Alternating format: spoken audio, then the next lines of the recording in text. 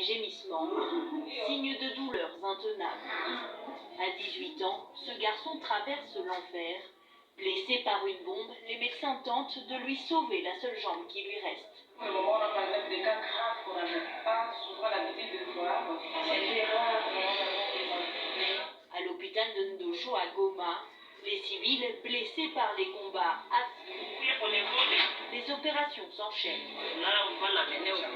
Plus de 300 patients ont été pris en charge depuis le 7 février, date de la dernière offensive rebelle du M23. C'est 5 fois plus que d'habitude.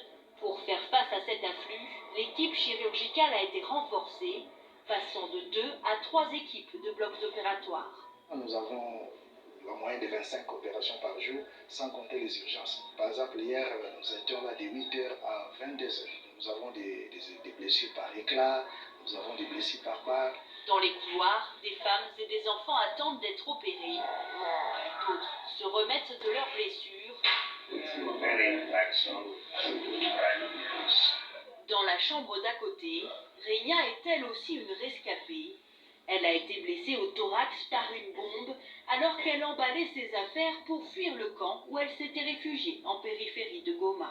Je me sens très mal. Mon mari et mon enfant, blessés par la bombe, sont morts à l'hôpital de Saké, le jour de l'anniversaire de mon bébé. J'étais presque morte quand on m'a emmenée ici. On a fui parce qu'on a peur de mourir. Mais même lorsqu'on se réfugie, la mort nous retrouve.